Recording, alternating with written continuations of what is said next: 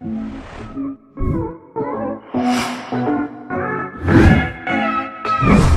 दोस्तों, स्वागत है आपका आपके अपने YouTube चैनल निधि क्लासेस पर। और दोस्तों, आज हम एक मैथ्स का टॉपिक पढ़ने जा रहे हैं। जो टॉपिक है वो संख्याओं पर आधारित सवाल जो होंगे हम उनकी बात करेंगे। तो चलिए चलते हैं क्वेश्चन की ओर। तो पहला क्वेश्चन आपको दिखाई दे रहा होगा दोस्तों कि एक संख्या तथा उसी संख्या का 3/5 जो दोनों का अंतर है वो 50 है, तो उसमें संख्या कितनी है, यानी संख्या क्या होगी।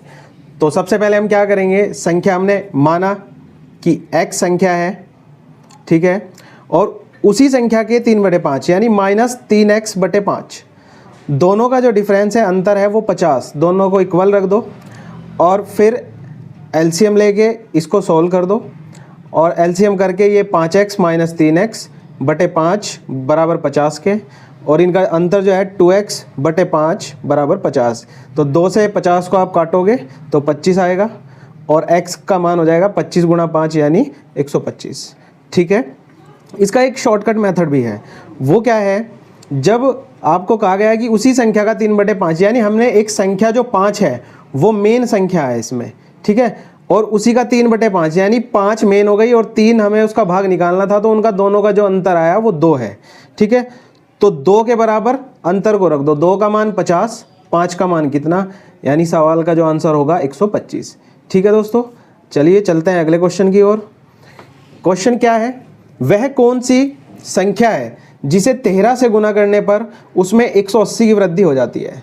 तो इस तरह के सवाल में हमें करना क्या होता है कि हमने x संख्या मान ली है, तो 13 की गुना करी हमने, 13x बराबर कितने की वृद्धि कह रहा है, 180, या जितने की भी वृद्धि होगी वो x में आपको जोड़ देना है।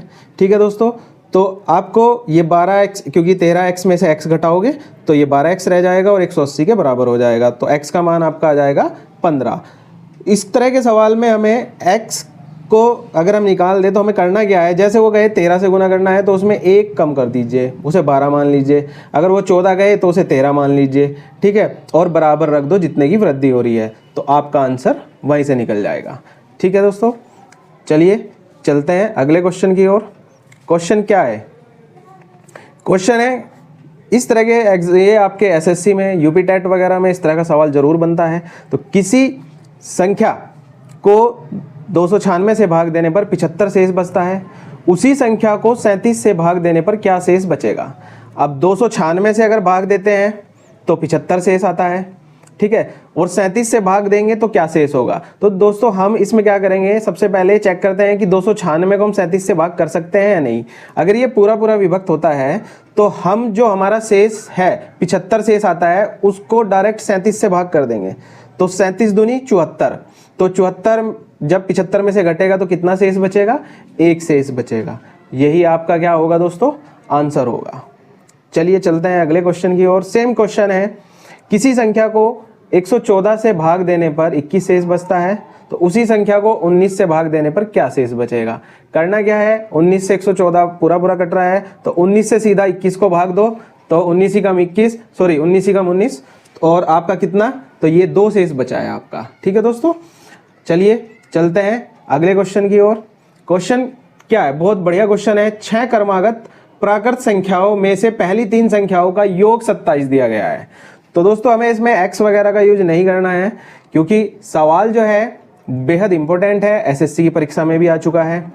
ठीक है, तो हम करेंगे क्या कि 3 संख्याओं का योग 27 है, तो हम 3 से 27 को भाग करेंगे, जो ये 9 आएगा ये हमारा औसत आ जाएगा, यानी ये वो संख्या आ जाएगी जो बीच वाली संख्या है। जो 3 है संख्या, उनमें से बीच वाली संख्या में मिल गई, तो एक संख्या 8 हमने पहली ले ली, फिर 9 से अगली 10 ले ली, और अब उसने कहा है कि तो शेष 3 संख्याओं का योगफल कितना आ गया, क्योंकि संख्याएं 6 हैं, तो 11, 12, 13। ठीक है दोस्तों, ये इनका योग करेंगे तो वो 36 होगा। और इस तरह के सवाल जो होते हैं आप 9 के टेबल में भी पढ़ सकते हैं। जैसे अगर उसने शुरू की 3 किया है तो 9 तिया 27, अगर अगली 3 का है 9 चौक 36 आंसर होगा योग में, अगर अगली और 3 जोड़े तो 9 पंजे 45 आंसर होगा। तो दोस्तों इसे आप 9 के पहाड़े से भी कर सकते हैं।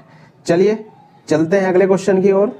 अगला क्वेश्चन है 5 क्रमागत विषम संख्याओं का योग 235 है, तो इनमें से बीच वाली विषम संख्या कौन सी होगी। क्योंकि 5 क्रमागत है, औसत में मैंने आपको बताया था आप 2 संख्या इधर छोड़ सकते हैं, 2 इधर छोड़ सकते हैं, बीच वाला जो होगा वो आपका औसत होगा। तो हम डायरेक्ट करेंगे क्या, 235 को 5 से भाग कर देंगे, तो 5 चौक 20 और 5 सते 35, यानी ये 47 बार कटेगा और ये जो 47 आएगा ये हमारा क्या होगा, वो संख्या होगी जो बीच वाली संख्या में ज्ञात करनी थी।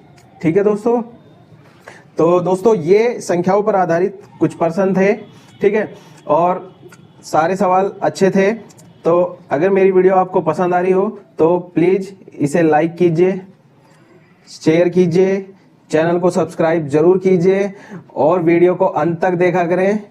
जय हिंद।